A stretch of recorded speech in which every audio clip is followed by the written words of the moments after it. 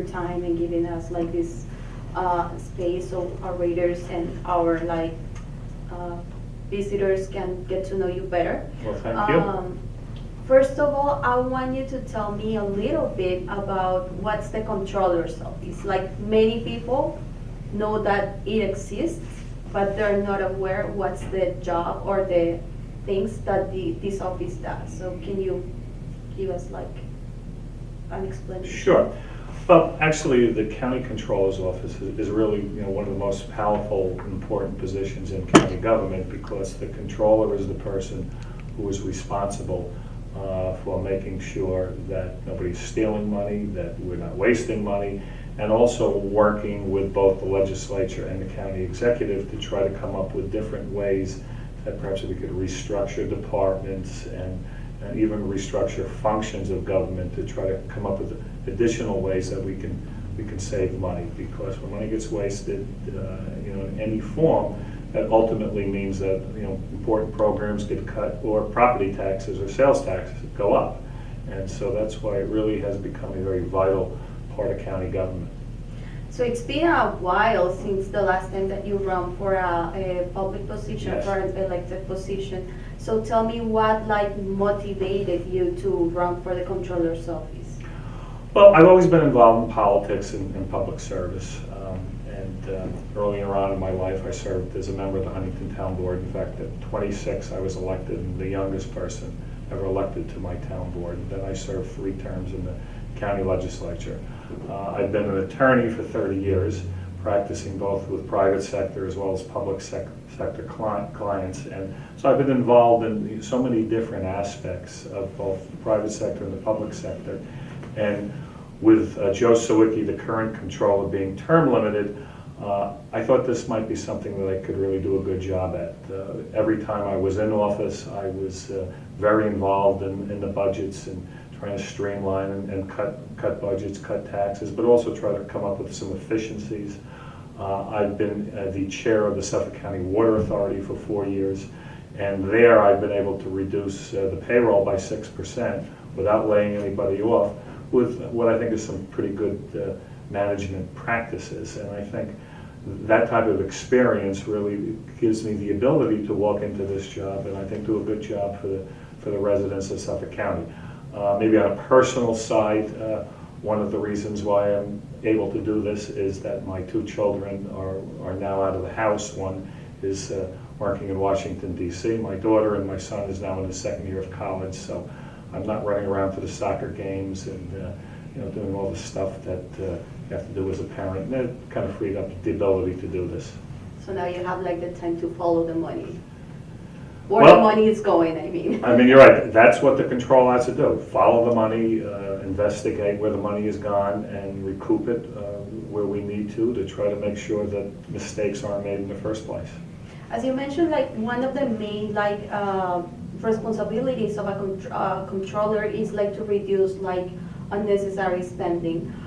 Do you think that there's like right now in Suffolk County like some areas where like you can cut, like you can make cuts, like to make the government more efficient? Sure. Well, I don't think there is a local, state, or certainly federal government, there's any government that doesn't have room to make cuts and come up with more efficiencies. It's just, government is large and there's always avenues to find savings. The job of the controller really, though, is to audit and investigate and to find out where the areas are where you think you're going to get the savings. So it's sort of difficult at the beginning to say, all right, I think if we go after this department or this function, we're going to be able to find savings, and this is how much money we're going to save. You really don't know that until you actually conduct the audit and conduct any further investigations that may be necessary. As controller, though, you have to make the decisions as to what you think the priorities are and where you think there might be avenues to save money, where there might be places where perhaps money is being wasted. And it isn't necessarily because anybody is stealing money. It just means that some of the programs are outdated, maybe the technology is outdated. There are some areas where perhaps we can make improvements and save money. I know that you mentioned the use of cell phones and cars, like paid by government. like you are against that? I guess that those are like some areas where. Well, I think No. I think it depends on what the position is. If if you're in public safety, you're in law enforcement, obviously you're going to need the safest, best automobile, and you're going to also need the best phone for and Sure. and other communication tools at your disposal. I also think that as an elected official, you have to also set an example, and therefore I don't believe that I will need to have a county car or a county paid cell phone, and I won't accept it. Perhaps to some extent it's a symbol, but I think also if others follow that example, you could actually save a lot of money. The county has been talking a lot about saving money by merging like the office of the treasurer and the controller's office. What's your take on that? What do you think? Do you think that it's going to be beneficial? I do support the referendum that will be on the ballot. The referendum will basically take the functions of the county treasurer's office and merge them into the county controller's office. So the county treasurer's office will no longer exist. The way it's being proposed is that it will take effect in 3 years. And I think that's important because the current county treasurer, Angie Carpenter, was elected by all the residents of Suffolk County, and she and the residents, I believe, deserve to have her continue in office and to have that office continue for the balance of her term. If the voters decide that they want to merge the offices, then in the 4th year of my 4-year term, this position will become even more important, because she will basically be responsible for all the financial affairs of the county, with the exception, of course, of budgeting. That will still be obviously the function of the county executive and the county legislature in setting the budget, but you'll have one person elected by the people who will be responsible for making sure that we're not wasting any money. So far, like you've had a very successful campaign. You've been able to get the support of the Independence Party and the Working Families Party. What does this mean for your campaign? Well, I think what it means is that I hopefully will get a lot more votes, because those are two very important parties. Both parties have a lot of members, and obviously the independent vote is critical in any countywide election, because so many people today really do not consider themselves part of any political party. And so I think having that line gives me the ability to perhaps communicate better with the residents of Suffolk County. But ultimately, it really comes down to the voters paying attention to what the candidates are saying, and hopefully my message will resonate and I'll be able to win. I think that the major challenge, like when talking about elections, is making sure that the voters are going to actually go and vote. And since this is a midterm election, and maybe people don't go like as they go for like per se presidential elections. Right. So what do you think that it's the most like successful way of making sure that the voters are actually going to go to the poll? Well, that's a good question, because we are concentrating our campaign really on trying to convince voters across the board that this is an important election and you need to come out and vote. There is a lot at stake. Currently, Suffolk County is continuing to go through a very difficult fiscal crisis, and the problem, if we don't address this fiscal crisis head on and really turn it around, is that you're going to, in the future, perhaps see a tax increase or major cuts, or even worse, that's going to really hurt the county of Suffolk. So that's why I think the next controller really has to go in there and come up with ways that we can cut spending, streamline, so that we can keep the costs down, so that we can continue to maintain an important level of services for the residents of Suffolk County, and also avoid having the legislature raise property taxes, which would be really a disaster in this difficult economic times. One of the things that's very important about county government that I see is that county government is the safety net. This is where we have programs for the homeless, for our health centers, our social service programs, and it also provides our police department and law enforcement. And it seems so often that when people are looking to cut, that's what gets cut the most. And then, government really isn't doing its job, and we're just kind of leaving people out there to fend for themselves. It's important that county government continue to function and be a strong part of the fabric of Suffolk County. And my concern is that if we don't turn around this fiscal crisis, we're going to continue to decline. The current county executive, Steve Malone, inherited quite a major fiscal crisis. He's been working with the county legislature to turn it around. He's been very effective in turning it around, but he will say himself, there's a long way to go. And if we don't continue to turn this around and come up with additional ways that we can save money, it's going to be a real problem. We also have talked about a lot about transparency, which is very important. Right. And like, since you are, or since the controller will be or is monitoring that everything's going like as it has to go, if you are elected, how do you think that you can make sure that the controller's office will be transparent and people are gonna know what's happening in the county, and that there will be fiscal responsibility from that office?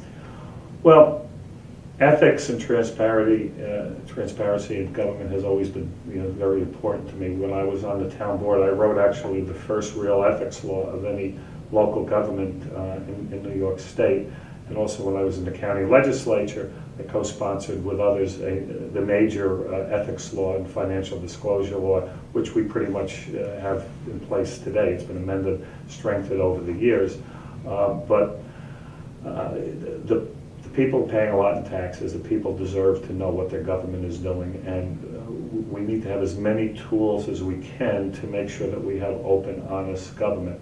And as a controller, I will use the powers that I have to make sure of that. Certainly the auditing function, where we may smell some sort of a problem that needs to be investigated, we'll dig into it and find out. And then if we have findings that show that there's money wasted or stolen, we're going to expose that. We're going to try to recoup the money for the taxpayers. That's one area.